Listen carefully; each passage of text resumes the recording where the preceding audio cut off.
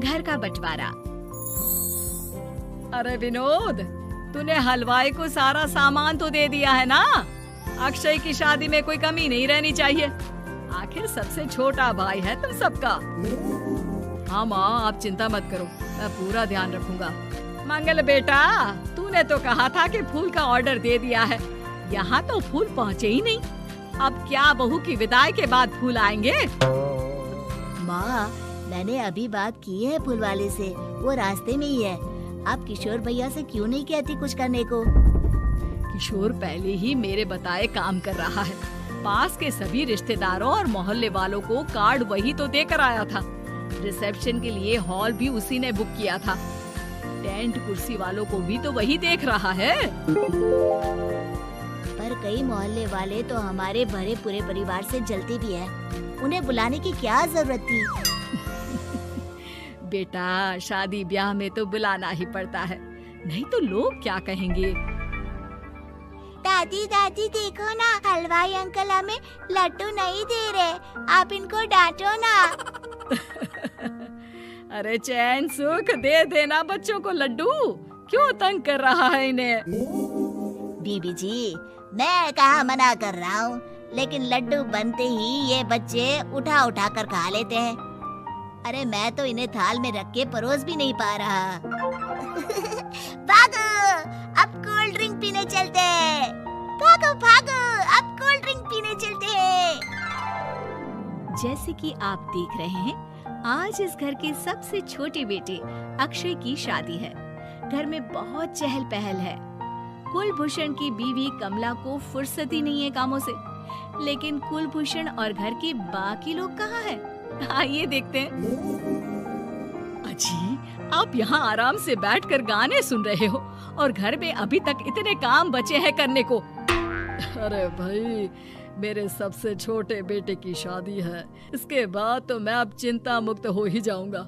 और फिर घर में तुम हो, बेटे बहुएं हैं, तुम लोगों के होते हुए मैं क्यों काम करूं? मैं तो शान से बेटे की शादी में जाऊंगा तैयार होकर। अरे ठीक है, अब आप आराम ही कीजिए। एक बार अभिषेक की बीवी आ जाए, फिर मैं भी आराम करूंगी और मेरी चारों बहुएं पूरे घर की जिम्मेदारियां संभाल लेगी। इतना कहकर कमला वापस अपने काम में लग जाती है। बेटा भी, तू अब तक तैयार नहीं हुआ? किससे बात कर रहा है फोन पर? तैयार कैसे हूँ? सैलून जाने से तो आपने मना किया है, क्योंकि मुझे हल्दी लग चुकी है।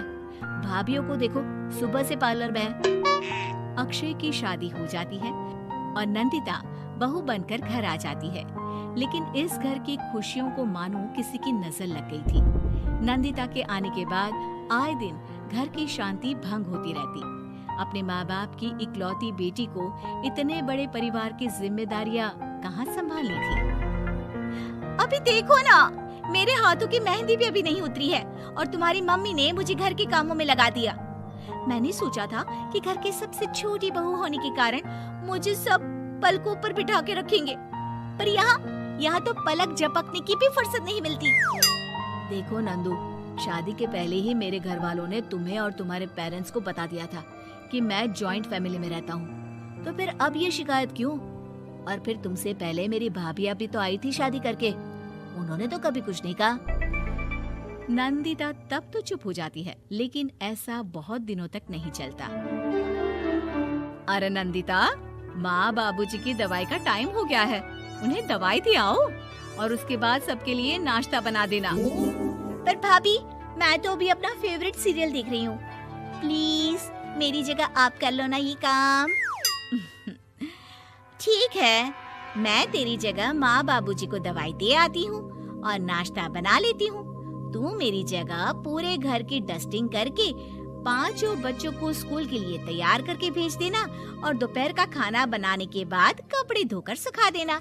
उसके बाद हम दोनों मिलकर बाजार जाकर सब्जी ले आएंगे, फिर डिनर की तैयारी कर लेंगे और उसके बाद बस भाभी, मैं माँ बाबूजी को दवाई देकर सबके लिए नाश्ता बना देती हूँ। ये भगवान, ये कहाँ लाकर फंसा दिया मुझे। मेरे घर में तो गिनती की 8 रोटियाँ और 2 सब्जी बनती थी और नाश्ता निपट जाता था, यहाँ तो रोटियों का ढेर और सब्जियाँ बड़े बड़े पतीलों में बनानी पड़ती है। नाश्ता बनते बनते लंच का टाइम हो जाता है और लंच बनते बनते डिनर का। अभी मुझ में तुम्हारे पूरे परिवार का नखरा उठाने की और ताकत नहीं बची। मैं ऐसे नहीं रह सकती। अरे तो क्या चाहती हो तुम? मुझे अलग रहना है बस। तो ठीक है, हम कल ही शिफ्ट हो जाएंगे किराए के घर में। इतना बड़ा घर होते हुए हम किराए पे क्यों रहेंगे? ना जी ना, घर में ही दीवार खड़ी करो अपने हिस्से के आगे। घर के साथ साथ घर की खुशियों में भी दीवार खींच जाती है। ऐसे ही कई महीने बीत जाते हैं और नंदिता माँ बन जाती है। बच्चे के आने से अभिषेक के कंधों पर खर्चों का बोझ आ पड़ता है। अभिषेक का बोझ कम करने के लिए नंदिता भी पार्ट टाइम जॉब कर लेती है, लेकिन इससे उसके सर पर नौकरी, घर और बच्चे की जिम्मेदारी बढ़ जाती है। नंदिता, ये क्या है? तुमने घर भी ठीक से साफ नहीं किया, ना ही मेरे कपड़े धुले हैं। चिंटू के बाल भी कटवाने जाना था, देखो उसके बाल कितने बढ़ गए हैं। अरे करती क्या हो पूरा दिन तुम? मैं करती क्या हूँ? तुम्हारा नाश्ता और लंच बनाने के बाद चिंटू को डे केयर सेंटर पर छोड़ कर आती हूँ, फिर खुद ऑफिस जाती हूँ।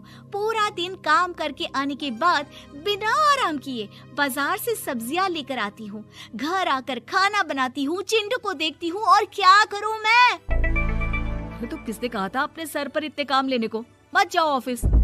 ऑफिस जाए बिना घर के खर्चे कहाँ से पूरे होंगे? चिंटू की डे केयर का खर्च, उसके लिए बेबी फूड का खर्च, प्रेस वाले का खर्च, ये सब तुम्हारी सैलरी से होता नहीं है। अगर परिवार से अलग नहीं होती तो इतनी मुसीबतें नहीं उठानी पड़ती तुम्हें परिवार के साथ मिलकर काम करने में दिक्कत थी, लेकिन काम तो अब भी बहुत है तुम्हारे सर पर। चिंटू को भी डे केयर भेजने की जरूरत नहीं पड़ती। उसको गोद में खिलाने के लिए दादा दादी और घर के सभी बड़े होते। उसके साथ खेलने के लिए उसके भाई बहन भी होते। मेरे तीनों बड़े भाइयों के बच्चे भी बड़े हुए हैं, लेकिन बिना महंगा बेबी फूड खाए, क्योंकि मेरी माँ और भाभियाँ बहुत अच्छे से जानती है कि बच्चे को क्या खिलाना चाहिए। बिजली के बिल जैसे खर्चे भी सब मिलकर बांट लेते थे, लेकिन तुम्हें तो सबसे अलग रहने में ही मजा आता है, तो अब शिकायत क्यों करती हो? बस करो अभिषेक, बस करो। मैं मानती हूँ कि मैं गलत थी। मेरे एक गलत फैसले ने हमें बिल्कुल अकेला कर दिया है सबसे।